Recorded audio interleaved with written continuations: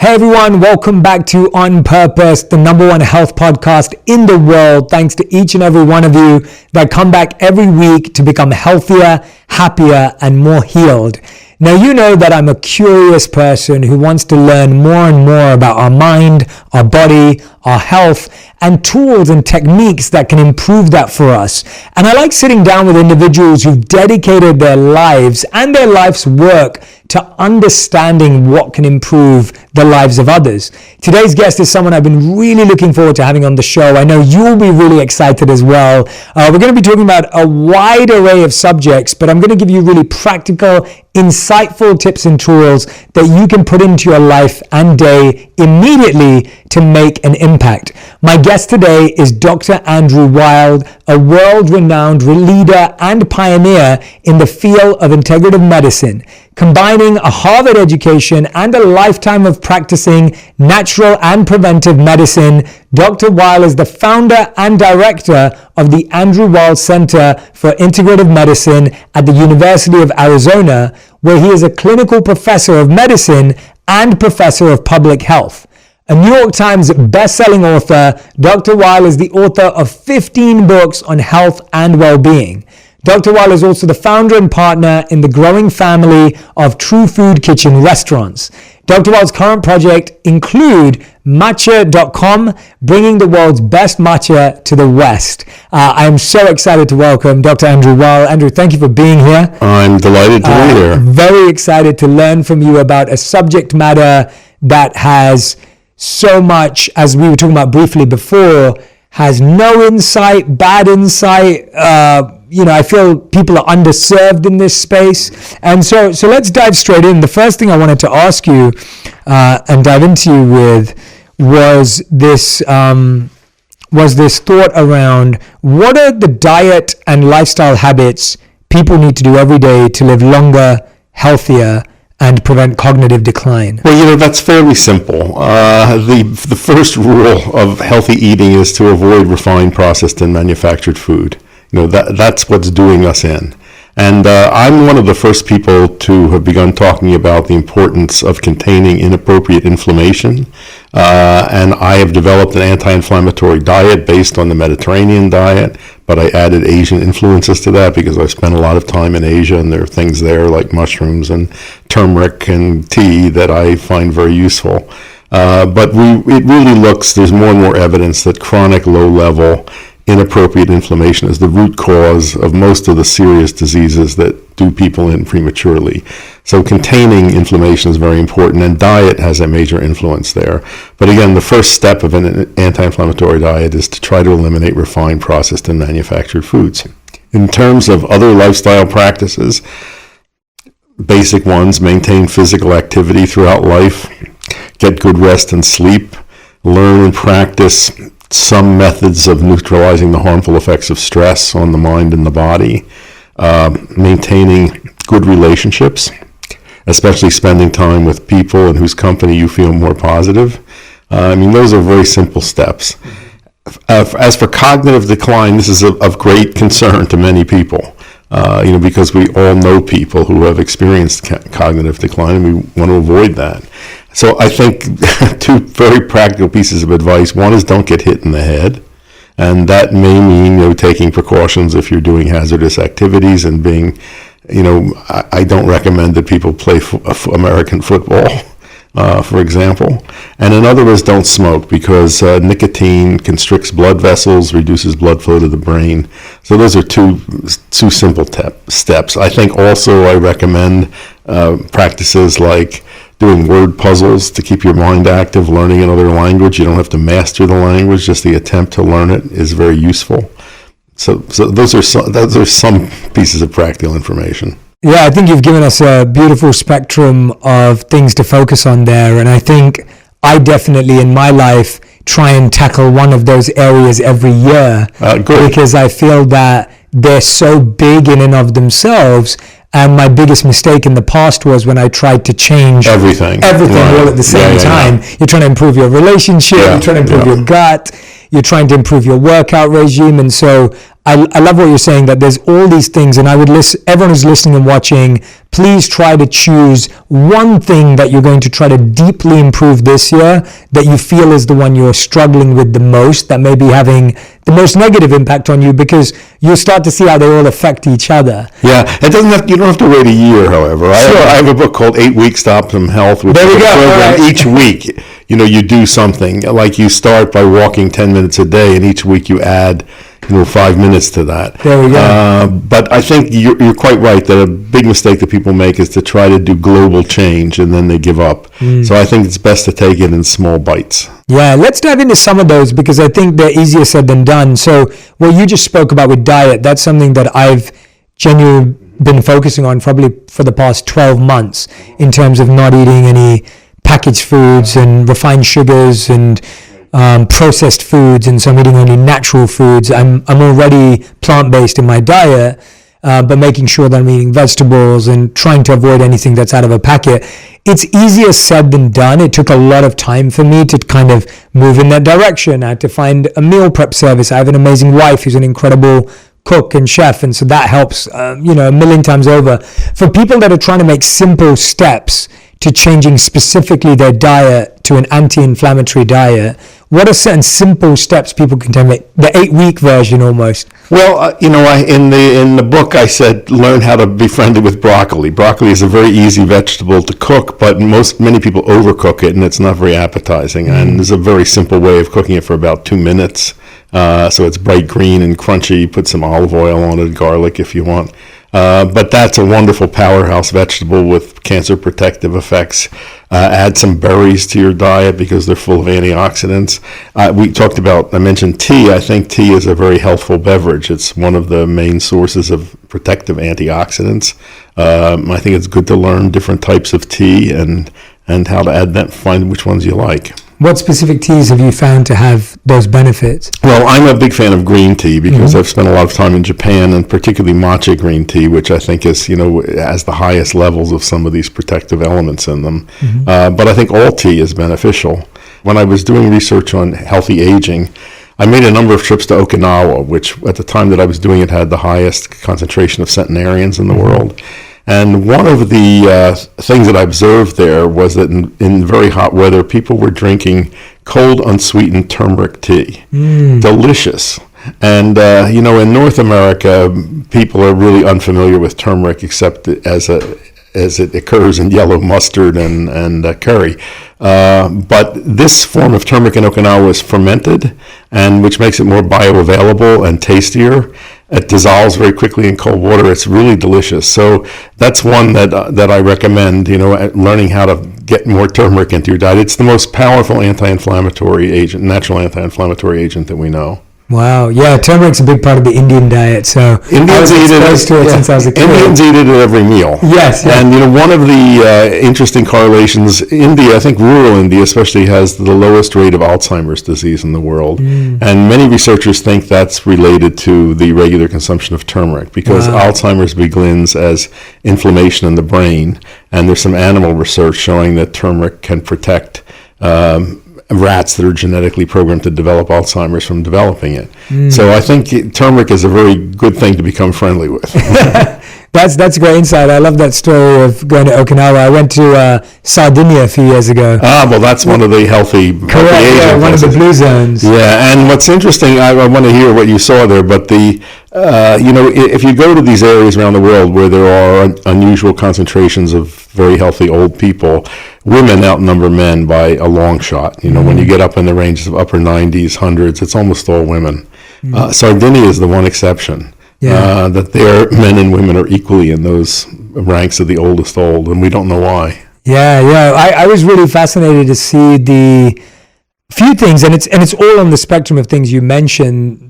But what was really interesting is that their workouts were natural. Of course. They were farming, they were walking, they were taking care of the land. Same in Okinawa. They were hauling fishing nets and gardening. I saw a 102-year-old woman who was hoeing the garden in front of her house. So they're not going to gyms. They're not working with trainers. Yes. It's just daily activity. Yeah, and then the other thing was that they were eating foods only in season.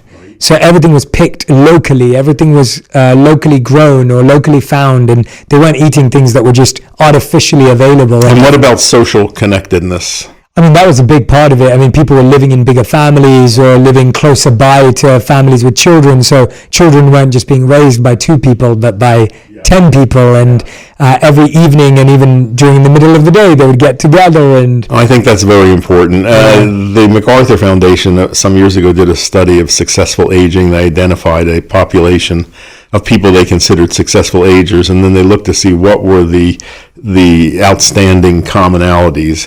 And the 2 that stood out, and this dwarfed everything else, whether they took supplements, whether they, dietary patterns, the 2 were maintenance of physical activity throughout life and maintenance of social and intellectual connectedness. I want to dive into 2 things that you mentioned earlier, and I want to dive into them deeply because I think, again, they're buzzwords, people know about them, but I'd like people to really understand the benefits. So let's talk about matcha, because that's your favorite daily plant. Yeah. And ally, which you say has this incredible mind-body benefit. Yes. I think it has already seeped its way into mainstream culture. Yeah, quite amazing. But yeah. I went to Japan when I was 17 and lived with families, one family outside of Tokyo. And this was 1959. Japan was a very different place. And the second night that I was there, my host mother, we had no language in common, took me next door to her neighbor who practiced tea ceremony. So the 3 of us sat around, and the neighbor did a tea ceremony and presented me with a bowl of matcha. And 2 things about it totally caught my attention. One was the color, this vibrant green, and the other was the bamboo whisk that you use to whisk the matcha tea into a froth in a bowl of water. It's carved from a single piece of bamboo, just a miracle of Japanese craftsmanship. So I fell in love with matcha. When I got back to the States, nobody knew anything about it or ever heard of it. Over the years, when I would go to Japan, I'd bring matcha back and I'd turn people onto it. I tried, starting in the 1980s, I partnered with a Japanese company to try to sell it on my website. There was no market for it. I did that again in the 1990s. Anyway, it's quite amazing now to see this, penetrating our culture. Matcha is prepared in a very unique way. The tea plants are heavily shaded for 3 weeks before harvest, and 90% shade cloth, so it cuts out almost all sunlight. In response to that, the leaves get bigger and thinner and produce more chlorophyll, trying to take advantage of what light is there. And they also produce more antioxidants and flavor compounds and this amino acid L-theanine that has a calming effect and moderates the action of caffeine. So for that reason, matcha, I think, is more healthful than other forms of tea, and also you consume the whole leaf, not just an infusion of it. So that's one that I'm quite enthusiastic about, and I started a company. We got the URL matcha.com, which was a great tool. Yeah. When did you get that URL? I'm fascinated. Did you have to buy it recently, or you've had it for years? No, it's like six or 7 years. We tracked it down. It was owned by a Japanese man who had no idea what he had. If you went to the site, he had pictures of his cats. And my business partner, Andre Fasciola, managed to negotiate with him, and we got it at a quite reasonable price. People in Japan can't believe we've got that. Anyway, we import very high quality matcha. And by the way, if your listeners use a discount code J, we'll give them a very generous discount. Oh, I love that. There you go. Okay. There you go. So I'm a big fan of matcha. I'm delighted to see that gaining traction. However, a lot of the matcha here is not very good because it's such a fine powder that unless it's carefully protected, it oxidizes very quickly, loses its brilliant green color, becomes bitter. And many people have tried matcha and say they don't like it, but they've never tasted good matcha. So, as I said, I think a lot of research has been done on green tea in particular, but all tea has beneficial effects.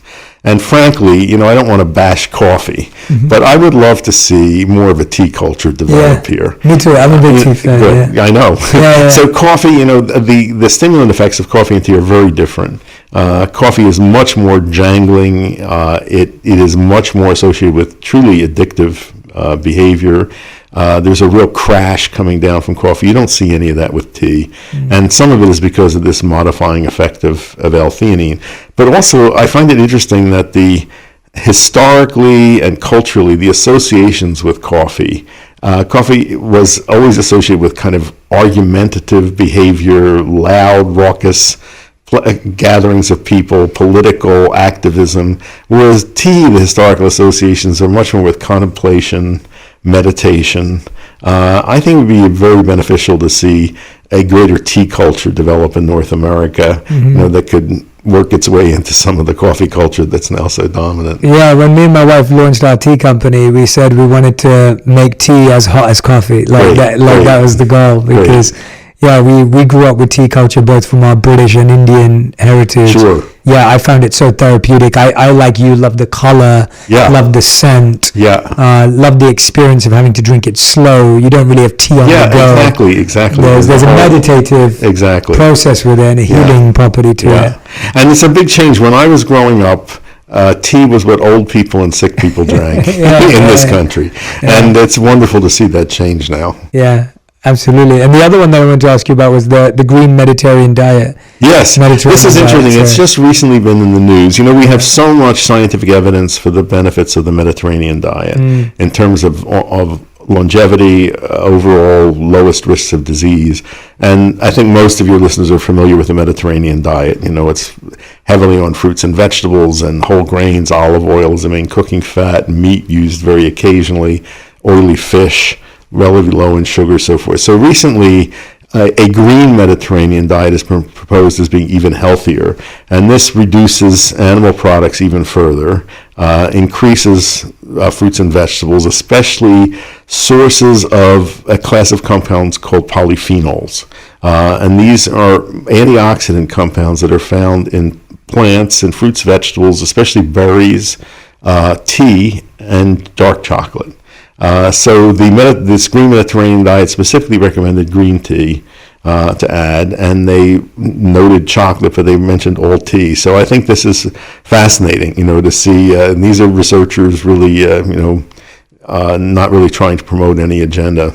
Yeah. Has your work led to any of the research that I'm recently seeing around like canola oil, palm oil, and the negative harmful effects versus what now I'm only eating in is avocado oil and olive oil. Yep. As my primary There's one other that you should check out is algae oil, if you don't know about that. I didn't. Yeah, no. This is a new product that's out there, and it's made through culture. It's called cultured oil, and it's microorganisms that have been altered to produce oil, which is almost all monounsaturated fat, has a very high smoke point, neutral taste, and also has one of the omega-3 fatty acids in it. So that's another choice, but those are the ones I use also, avocado and olive. And what are some of the harmful effects of the canola, palm oil, because they're pretty much, literally, if you turn any packet around, everything is canola oil, palm oil. Well, palm oil, aside from all the environmental effects, which are terrible, there are two kinds of palm oils. There's an oil extracted from the fruit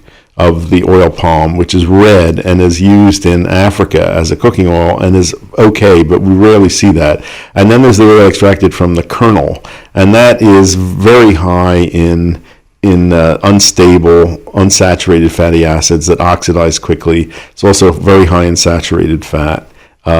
So that's not a good one. Canola oil is the word means Canadian oil, and it was developed by Canadian scientists, I think in the 1920s or 1930s, from a traditional cooking oil that in India, rapeseed oil. Mm-hmm. Yes, and that's another one. Yeah. And rape has a toxic fatty acid in it. Possibly the Canadian scientists worked with it to develop one that was low in that fatty acid.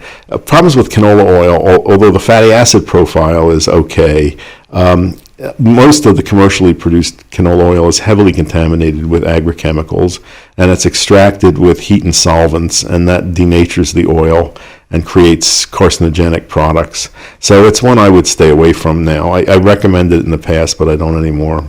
Yeah. I'm a big fan of olive oil. Yeah, absolutely. Yeah, absolutely. No, everyone cook with olive oil. By the way, I've taught. I've worked with a number of Indian patients, who are very convinced that ghee can do no harm. Yeah. And it's pure butter fat, and it's probably not healthy, and the rates of cardiovascular disease in India are pretty high. And I've taught people to use ghee as a flavoring, cook with a healthy oil like avocado, and then at the end you can drizzle some ghee over to get the flavor you want. Yeah. And I've also suggested, I had a student, a physician from Kerala, where coconut, it's the land of coconuts, and they use coconut oil and full-fat coconut milk. And I taught her to use cashew milk, which is very easy to make and is much healthier fat than coconut. It's monounsaturated, not saturated, and the taste is delicious. Wow, that's good to know about ghee, because it's one of those things that my mom never wants me to miss. Right, I know. But then I always hear this in between. But I like the use it as a flavoring at the end. Yeah. I like the happy medium, the happy balance. That makes it. She'll be happy to hear about the turmeric. Good. That's and saffron's the other one. She's never telling me to miss. And that's a good one. Yeah. But the turmeric, our company also sells that fermented turmeric from Okinawa, and we'll send you some to try. Please, I love that. It's delicious. That sounds really amazing. Really good. It's fascinating. You mentioned earlier limiting the smoking of cigarettes and the negative effects of nicotine. What about when it comes to marijuana? I think that marijuana is such an interesting topic for so many people today. There are so many perspectives. Most of them out there are positive, but I'd love to know from your perspective, how are you seeing marijuana affect the brain? How are you seeing marijuana affect the actual First of all, I'm going to call it cannabis, because the word marijuana has negative connotations. Mm-hmm. So let's talk about cannabis. Yes, sure. So I did the first controlled human experiments with cannabis in 1964. Wow. It was the first time anyone had given that to human subjects in a controlled fashion to see what it did. So it's a plant that I've been involved with for some time. And let me say, this is also a plant very well known in India. It's, native to Asia. The word, the main species, Cannabis sativa. The sativa means useful. And cannabis is hemp. It's the same root as canvas, because canvas used to be made from hemp fiber. But this is a very useful plant.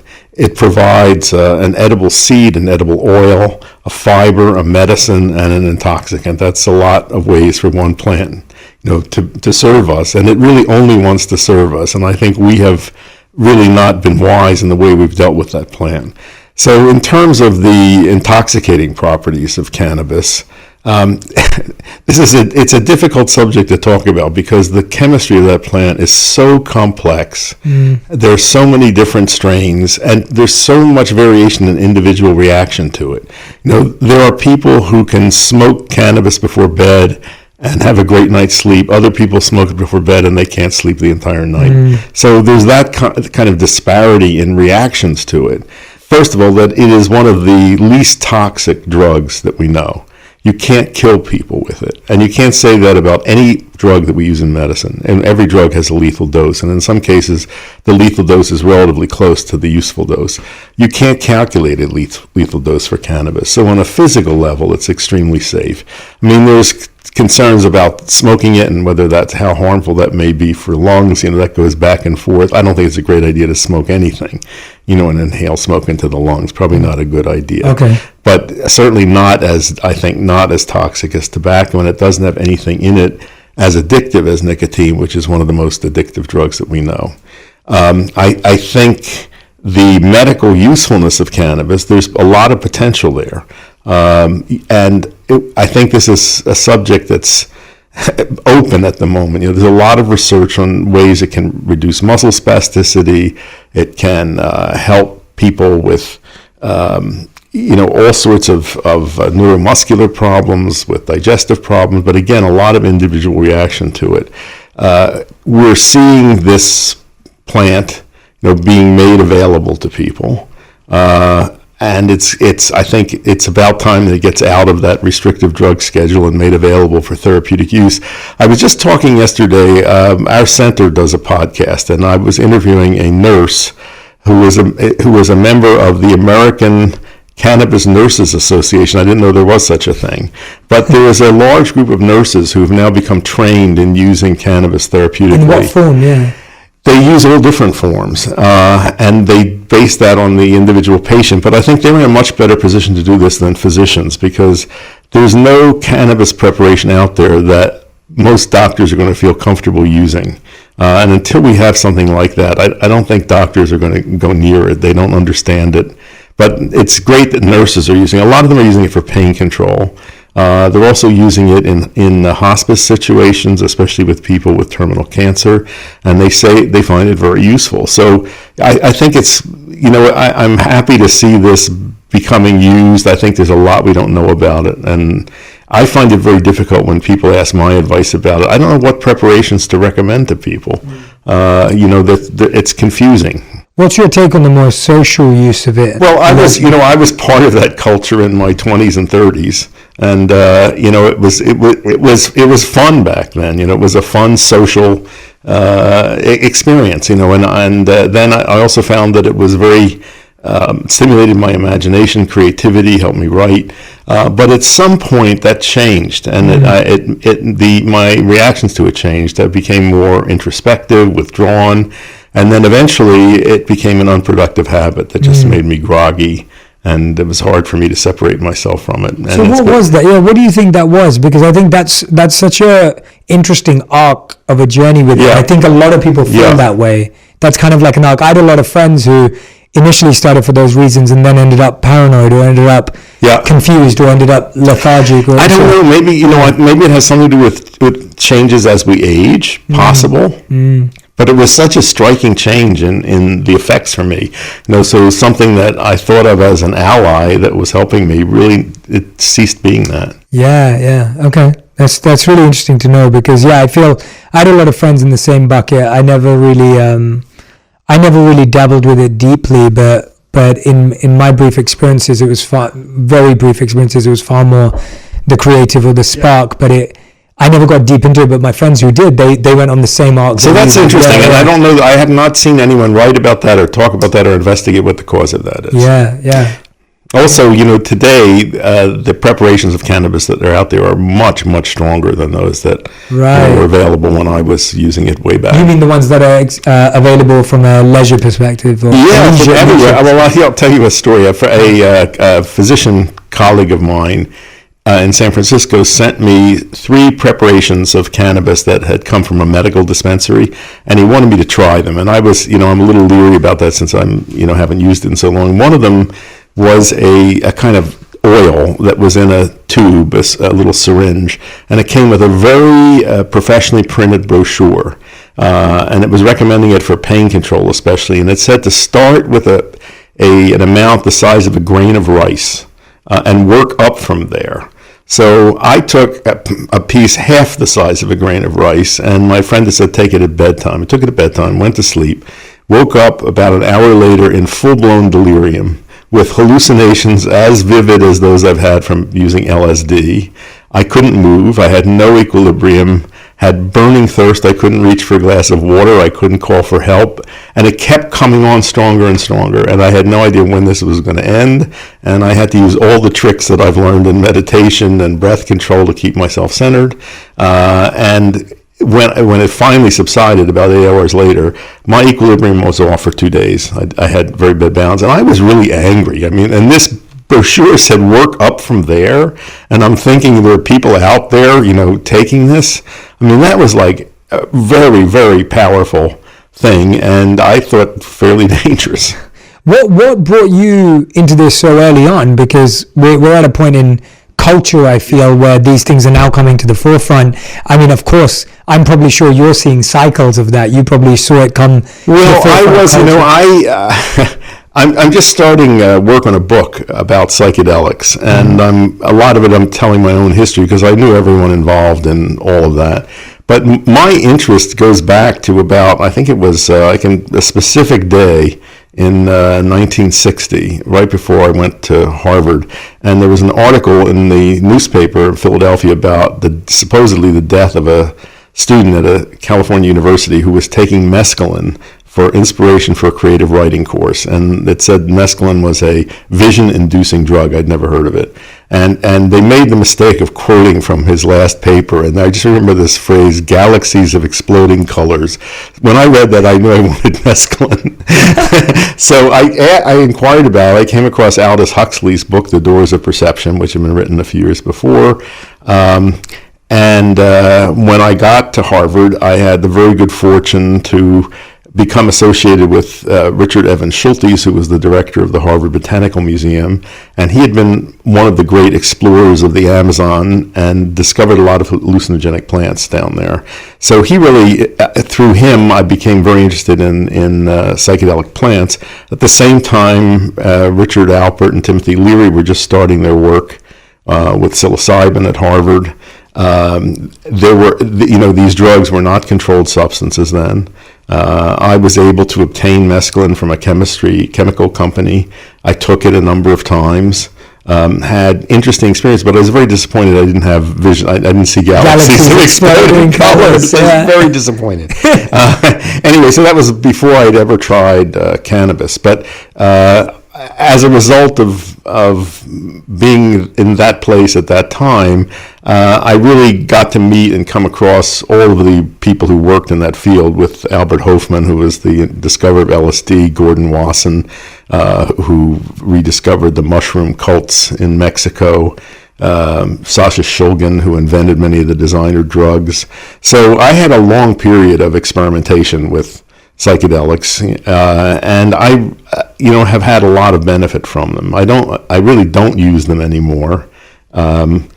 My first book, The Natural Mind, which was about the importance of altered states of consciousness. I know you can making sure they see it. Yeah, making sure they see it. But Alan Watts wrote a blurb for it, in which he said, when you get the message, you hang up the telephone. And so I think I got what I had to learn from psychedelics, and I didn't feel the need to continue to use them. But I've learned a lot of things from them, and a lot of that has formed my philosophy of integrative medicine, especially the very subtle, complex interactions of mind and body. Mm-hmm. And I have seen very powerfully that you can change external reality by changing internal reality. Let's dive into psychedelics, because that was also what really intrigued me and drew me to your work, because again, I feel like my generation, generations after me, they're starting to hear these terms in mainstream culture a lot more often. And I feel like my role is to try and find the deepest experts in this space to help everyone have as much information they can have in order to make better decisions for themselves, their friends, their family, and anyone that's there. And so I'm going to ask questions that may seem really simple and basic, but by design, because I want people. So what are psychedelics for someone who keeps hearing that term from their friends and they keep nodding along, pretending to know what that is? What does it mean, and what comes under that?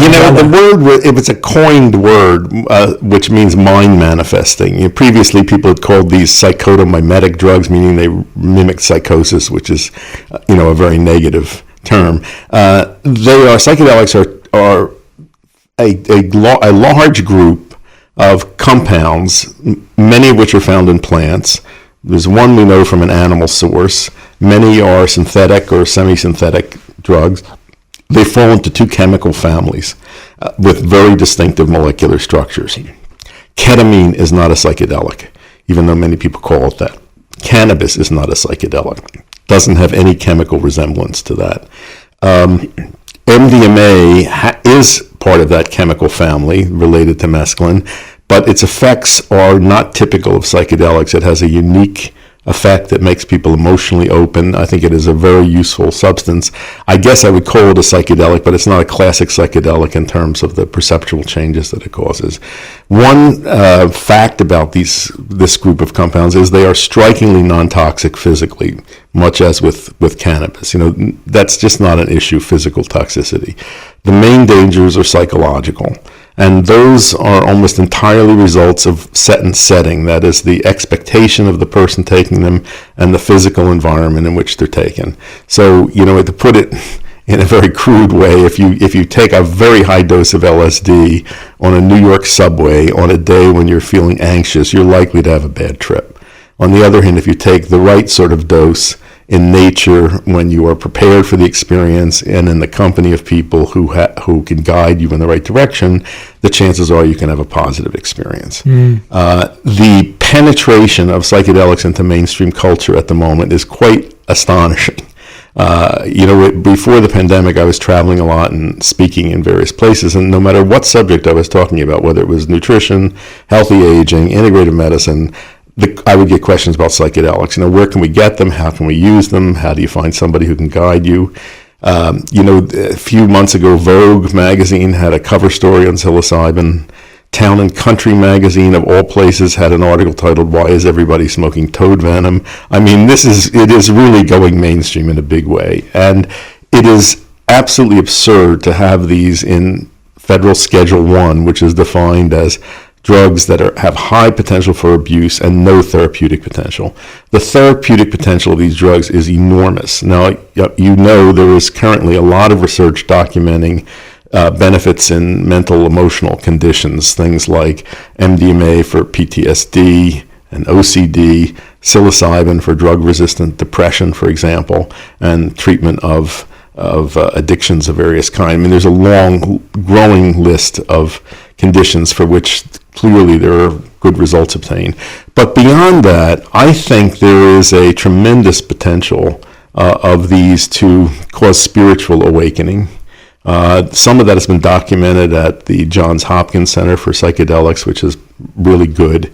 I mean, a single experience with psilocybin in people who had no sense of a spiritual dimension to life suddenly are aware of that. In my own, experimentation with them, I have had very profound realizations that my consciousness extends to everything, that everything out there is conscious, not just animate objects, but rocks and everything. And that same, whatever that is, it's in me, it's in everything, it connects me with everything. I think having that realization is one of the things that guided me in my philosophy of medicine and my methods of treating patients. I think it's also changed my attitude toward nature.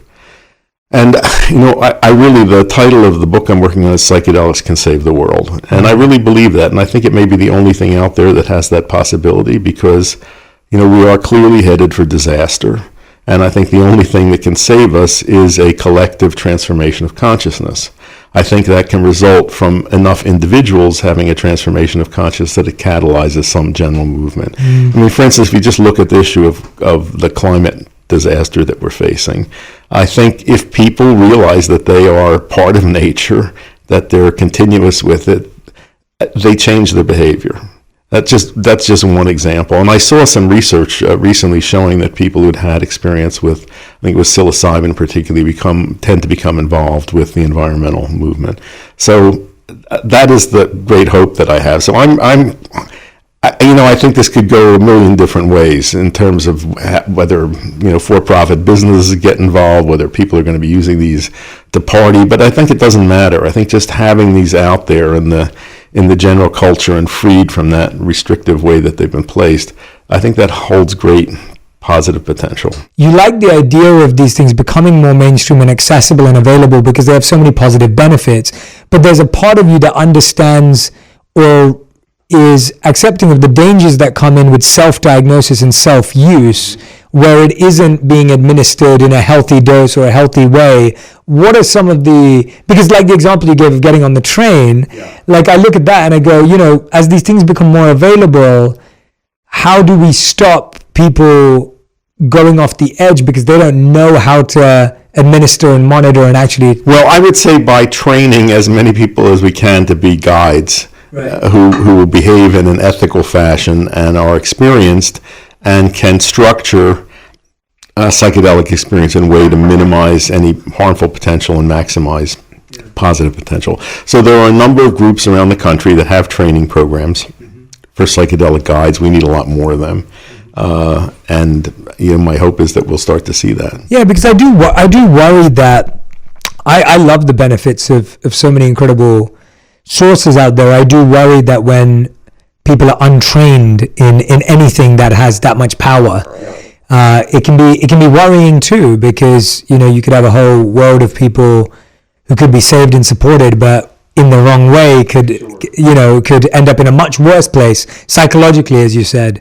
Because there isn't that responsibility around it, if that makes sense. Would you agree? Sure. Yeah. So that's my hope, is that we'll see, some large numbers of responsibly trained people who can guide people in the right direction. Yeah, I just wanted to clarify that with you, because it's kind of how I feel about technology, right? Like if you look at technology is like a drug in one sense, in the way the chemicals that are released when we use them. It could really be likened to a drug. Obviously, it's not been talked about that way. That's not the language. We're only seeing those experiences now. And we're seeing the challenges with technology addiction. We're seeing the challenges with technology obsession and the things that come from it, whether it's envy, comparison, fear of missing out, anxiety, insecurity. And you think, oh, wait a minute. Well, if we had technology coaches, and if people were trained in how to use technology effectively before we were given a phone, chances are we'd be better at handling it, and we wouldn't be doing this backwards job that we're in right now, which is like, oh gosh, like my kids are all Yeah, I think we have no idea what this is doing to the kids' brains. I think it obviously is changing them, but I don't think we know the full ramifications of that. Yeah. So it's definitely a concern. And you're saying there's enough insight on the effects of psychedelics on the brain for us to kind of be able to see the right amount of doses. Yes, exactly. Yeah. Right. Let's dive into some of the more popular ones and how they're used, because again, we hear these names a lot, and I think people are unaware of like, well, what is that used for? How is it administered? Who does it help? So you were mentioning the MDMA. Could you tell us what is MDMA? How is it used currently? Yeah, so MDMA is a synthetic psychedelic, and it resembles the structure of mescaline, that family of groups, does not cause many visual changes like, a lot of the classic psychedelics. It is a stimulant, but it has a very reliable uniform effect in most people, which is to produce a state of non-defensiveness, calmness, positive emotional feeling, emotional openness. A name that's been proposed for it is an empathogen, something that creates empathy. I've used it a lot, and actually it was invented by my friend Sasha Shulgin, and he sent me some, and I think somewhere around 1975, and said, "What do you think of this?" And I said, "Send more." And I've seen many people use it with very, very good results. I think it can be incredibly healing for relationships. I've seen some remarkable physical changes in people with disappearance of allergies and chronic pain. And there's quite a lot of research on its usefulness in dealing with PTSD. Sometimes one structured MDMA session can eliminate that after people have tried all sorts of psychotherapy, talk therapy that hasn't produced results. So I think it's that's going to be the first one that's going to be made therapeutically available, and probably for the treatment of PTSD. Yeah, and that's PTSD obviously is such an extreme experience, and so it sounds like how I guess what are people experiencing when they do it? So it sounds like they're more vulnerable, they're more empathetic to themselves as well. I'd say it is a heart-centered experience. Strong feelings of loving connection with others. Calmness, relaxation, and a strikingly uniform effect from person to person. Whereas the others, a lot of the others, the classic psychedelics, there's tremendous variation in response depending on set and setting. MDMA is pretty uniform. Yeah, and again, you don't see this as something. It sounds like this is not something you do for the rest of your life. This is a medicinal almost, of there's a certain thing to treat and work through. You're working with a practitioner. Yes, you may not have to use it that many times. Right. But I think that's one that we really should have access to and use. I lived as a monk for 3 years in India. I was in a monastery where we spent hours every day deep in meditation and reflection, in the study of spiritual texts and literatures, and had very strict diets. But we were trained in the development of a lot of these, almost like the purification and the detoxing to get to compassionate and empathetic states. And so when you were describing some of your experiences, I was like, I had that experience through meditation, of that connectedness with nature and with the universe and with each individual soul, whether it be animate or inanimate. So I remember those through meditation.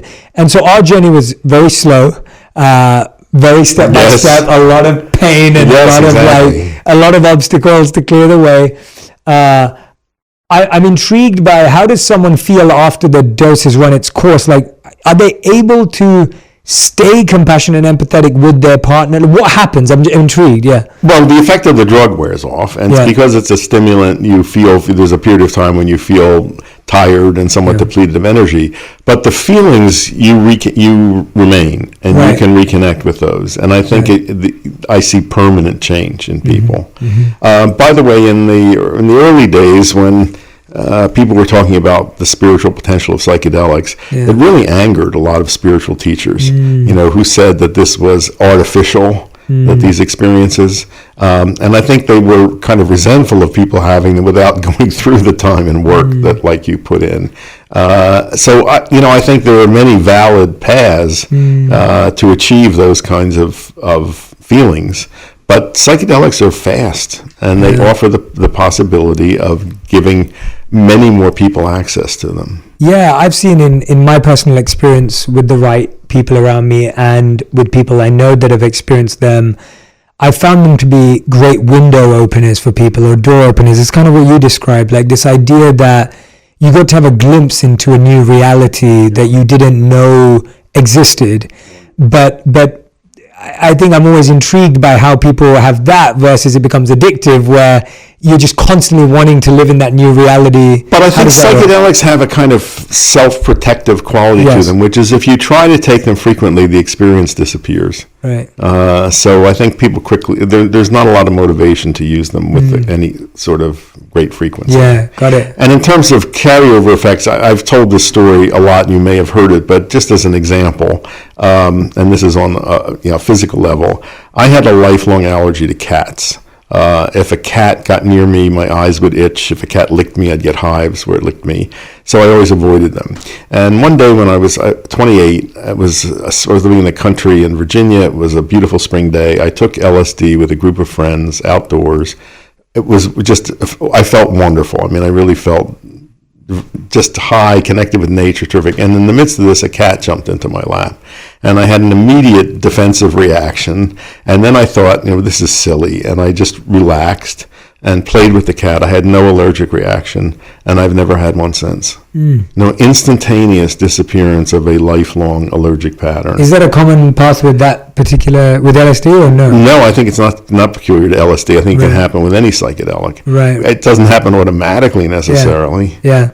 But I could imagine, Dr. Weil's allergy clinic, if these become available. Where you give people, start with a full dose and expose them to the allergen, and then like once a week you'd reduce the dose till at some point they were getting just a placebo. Yeah. I think allergies can be unlearned, and that's a powerful tool for doing it. Yeah. What are the other ones that you think are going to become more accessible? Well, psilocybin is the one that's being most researched. So this is the main compound found in the magic mushrooms, which traditionally were used by indigenous peoples in southern Mexico and Central America. There are many species of them. Some can easily be cultivated. Some grow wild, especially in the Pacific Northwest. It's a very well-known compound now, and it is being intensively studied and used, and especially for mental health conditions, for drug-resistant depression, for obsessive-compulsive disorder, for addictive disorders. It looks quite safe. It is... What's quite safe? Well, again, no physical issues with it at all. No cognitive? No, nothing. And in fact, there have been studies of people who've used these compounds quite frequently over a long lifetime, and there's been studies of their brains, and they look perfectly healthy. So I don't think there's any issues there. So this is one that I think also is going to be made therapeutically available fairly specifically soon.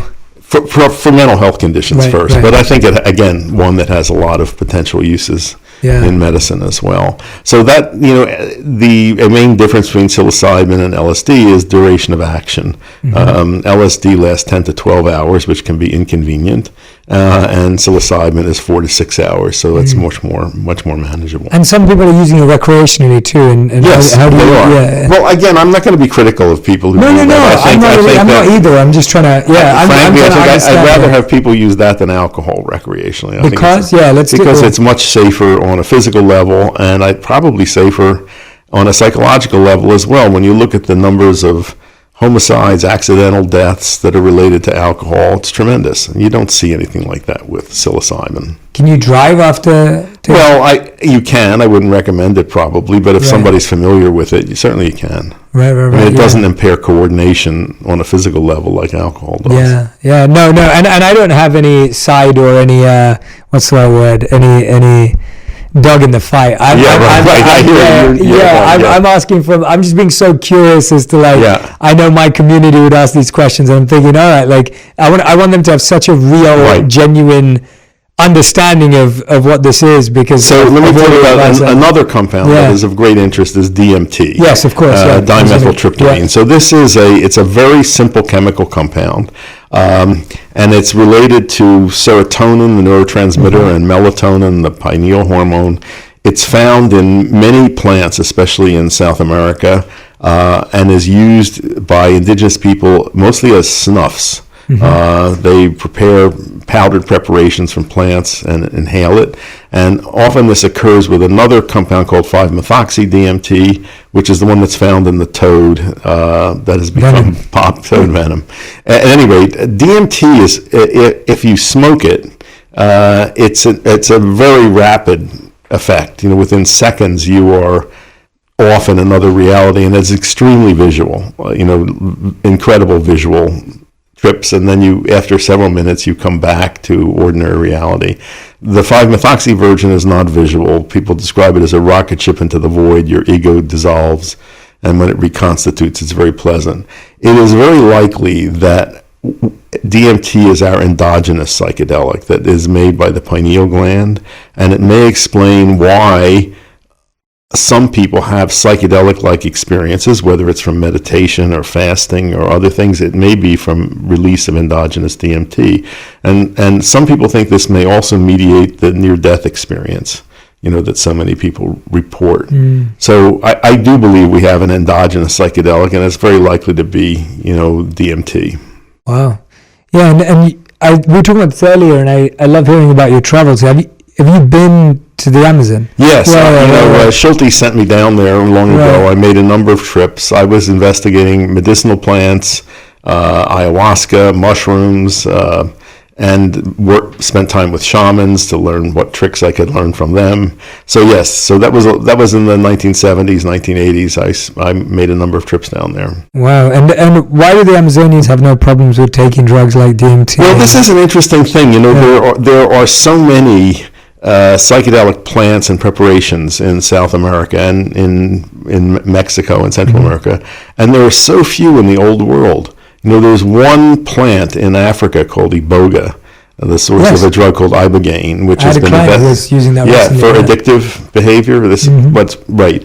There's a possibility of one from India. There's been great speculation as to what this preparation soma was that's referred to in the Vedas. So there was some psychedelic preparation there. And the Eleusinian mysteries in ancient Greece involved drinking a potion that almost certainly was made from ergot, and it was a way of detoxifying that fungus and producing an LSD-like drink. But otherwise, you've got this huge abundance of psychedelic preparations in the New World. It doesn't make botanical sense that there'd be that disparity. So it must be something about the people. In the Old World, in Africa and Asia, people, I think, are as drawn to altered states of consciousness, but they get into them, especially in Africa, through drumming, prolonged wakefulness, dancing, rather than taking substances. Yeah. So is that the difference that you see in how we take them and how they take them? It seems right. But if you look at the indigenous peoples in South America and the Amazon especially, they are always used ritually. They're often, under the direction of shamans who are trained in their use. Yeah, absolutely. I think the potential for abuse in those populations is very minuscule. Right. Yeah, that's really fascinating. Yeah, I feel like it was always sacred. It was part of a holy ritual of some kind. It was always used medicinally and understood, and it's kind of it's ritual is a very powerful tool for containing the harmful potential of substances. Yeah, that's why they were created around those, I guess. Yeah, no, that's always really interesting for me to hear, because I feel like there's a and I'm just reflecting on it as an individual. I look at it and I think I really trust things that are very focused on the intention in which they're taken, administered by someone who understands what the power and effect of this is, and it's in an environment that allows you to have a fulfilling, powerful experience with a certain goal or place to reach to. That all of those things to me feel very coherent with how I would do anything, whether it's getting an operation or, like I got an operation last year and I wish I did more research on the doctor. I felt the same way about that. I was like, we blindly trust the doctor you got placed with, and someone told you that they were great, and I wasn't happy with the doctor I had at all. And so, it applies to all parts of our life. I think this idea of like, am I intentional with the doctor I chose, the hospital I chose, am I being thoughtful about these things? And in the same way, I don't think it's different. I think it almost has to be thought about in the same way. If that, even with alcohol, there's some very interesting lessons from history. Please. When distilled alcohol became available, and it was a sudden invention of the Dutch, so it was in the 1600s. In the wake of that, there was an epidemic of drunkenness, alcoholism, unlike anything that we've ever seen. Wow. And even in this country, in America, in the early 1800s,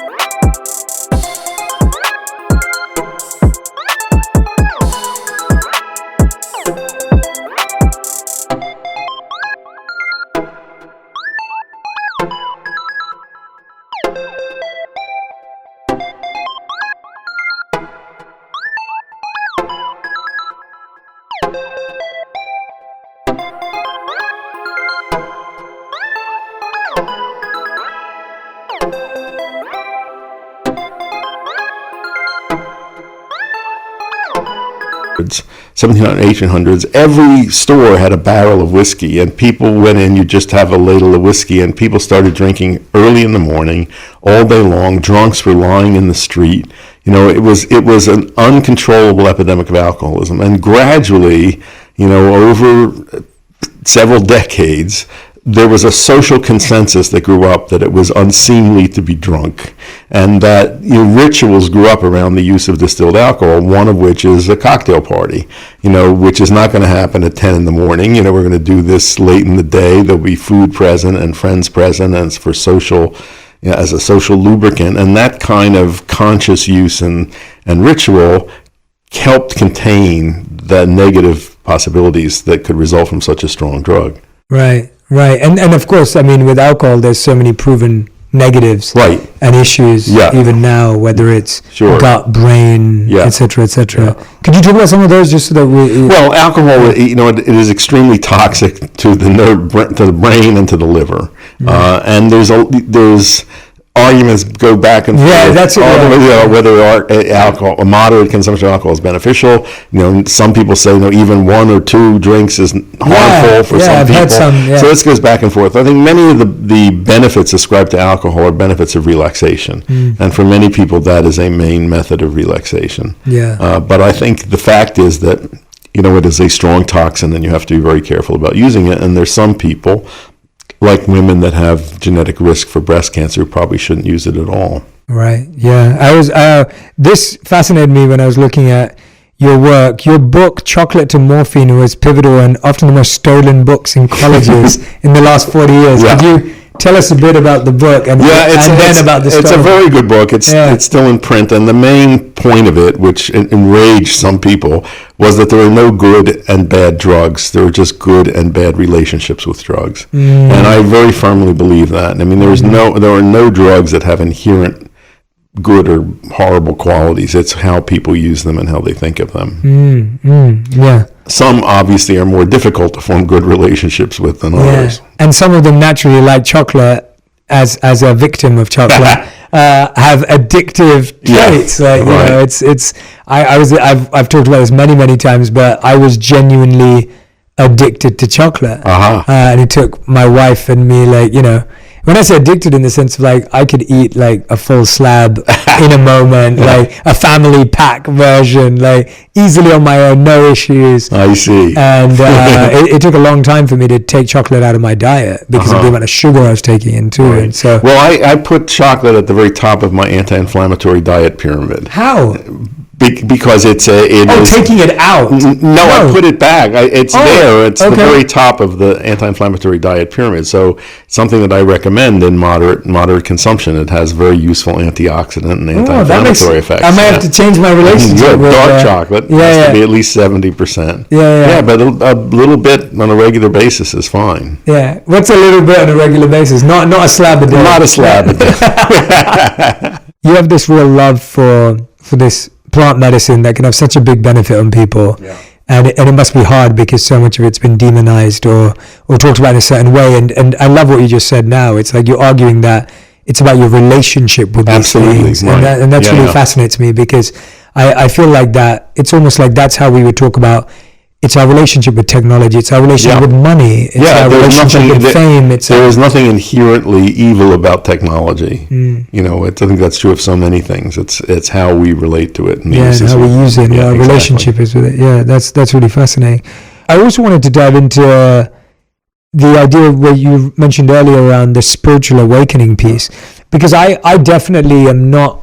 I would say, even though I studied in such a traditional and rigorous way personally, which has led to so many beautiful spiritual awakenings and realizations, I wouldn't consider myself to be closed-minded as to how other people find their paths. I find that I have my path and it was beautiful, but I'm very open to people finding their paths, and some people are at different stages in their journey where they need different things. Could you walk me through what specifically been used in a spiritual way, and what have been some of the results? Well, first of all, let me say, for me, spirituality means being aware of and acknowledging the non-material aspect of existence. Yes. Working in the medical field, I am so aware of and frustrated by the power of the materialistic paradigm. You know, that many scientists and many physicians don't believe in any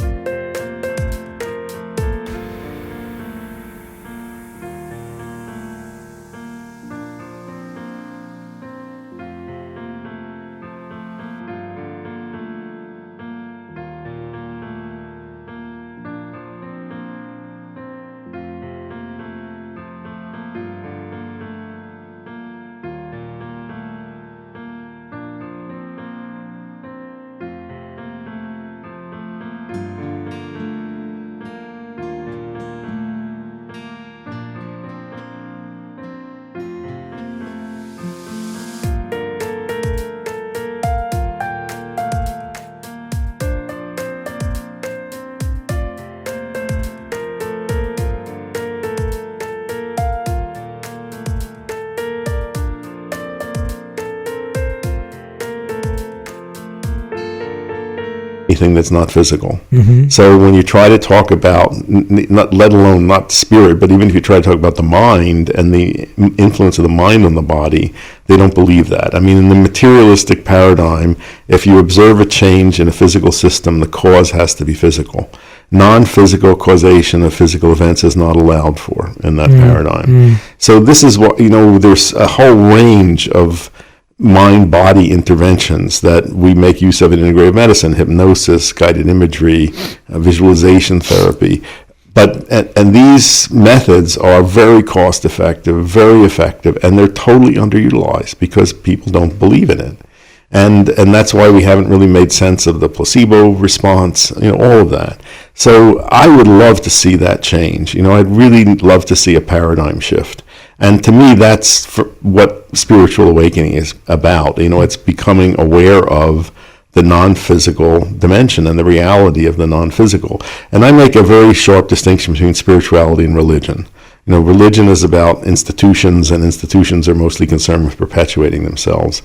Spirituality is this connection with acknowledging the non-physical and its importance in interacting with the physical dimension. Yeah. I think there's lots of ways you can awaken to that. I said, for me and for many people, I've seen psychedelic experience become a very powerful way of doing that. Yeah, and how have you and others sustained that? Like you were saying yourself, like you don't take them anymore, but it's become a way of life for you. It feels like that. Like I meditate, I do breath work, and I've always been fascinated by the fact that the words breath and the word spirit are the same in most Indo-European languages, and that I think when we focus our attention on our breath, we're looking at the movement of spirit in the body.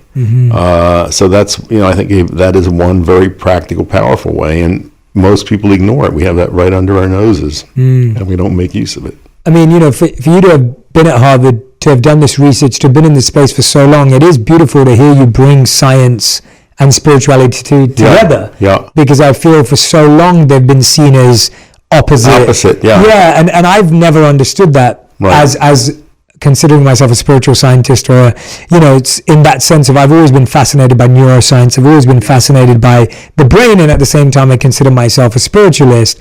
And so hearing you as like a doctor doing all of this medical work, but then finding the spiritual part and the functional part of certain parts of medicine, did you always have that when you were studying? Because obviously you went off to become a doctor. Like, when did that? I think I did always have some of that. Where did that come from? I don't know. I think I was born with it. Right. I can remember always being fascinated by the mind and how it related to the body, and from as far back as I can remember.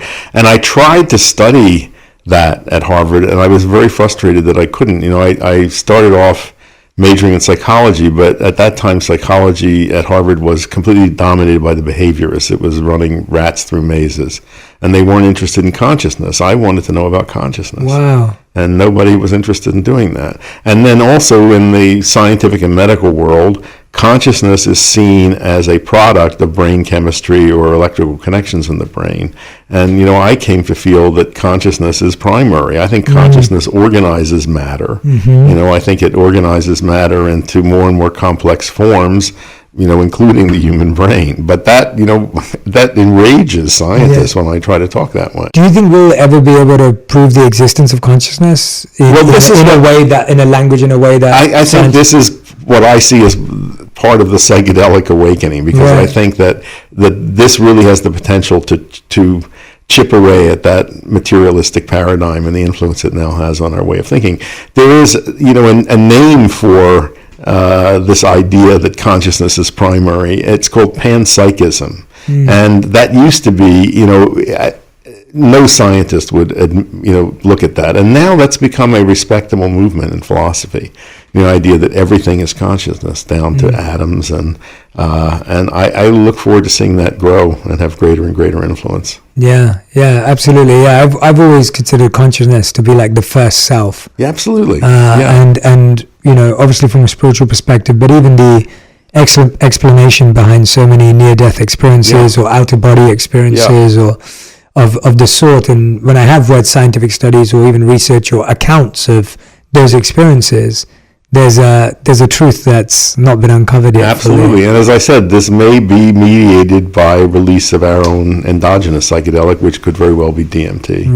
Right. Amazing. What a fascinating direction. I'm excited for your book, and I'm excited for the work. Andrew, is there anything that we haven't touched on that you've That was a pretty wide-ranging conversation. There's lots more I could talk about. But, I'm hoping this is going to be the first of many. That would be great. I think this is a great conversation for people to, I'm sure everyone already knows about your work, but for new people to get introduced to your work, for people to really get a sense of who you are and your journey and parts of your story and your expertise. And I'm hoping that we'll continue to go deeper when the books come out, because this has honestly been one of those, it's been exactly what I wanted. I needed the dummy's guide.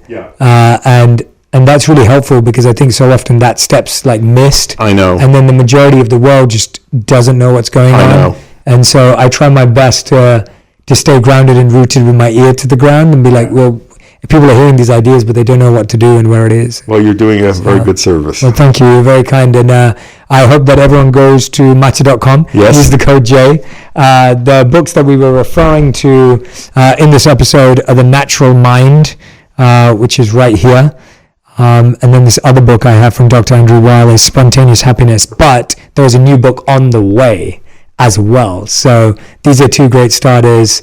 And look out for Andrew's new book, which I'm sure he'll be back on the show to talk about. I would love to. When it comes together. So, Andrew, thank you so much for your time and energy. Thank you for being here. It's actually just wonderful being in your presence too. And I love how much life you've lived, and it sounds like you have so many more incredible experiences and stories to share that I look forward to learning. Okay. But thank you so much for being here. Thank you for sharing your journey, your work. Thank you for giving us so much of a great education today. You're very welcome. Amazing. Everyone who's been listening and watching back at home, make sure you tag Dr. Andrew Weil and I on Instagram, on Twitter, on TikTok, whatever platform you use, and let us know what you learned from this episode. I hope this gave you an insight into a world that you're probably hearing about but may not have too much information on. Maybe you're an expert, maybe you knew all of this, but hopefully this will help you introduce it to a friend who may not be as aware as well. Again, thank you so much for listening. Make sure you go and follow Andrew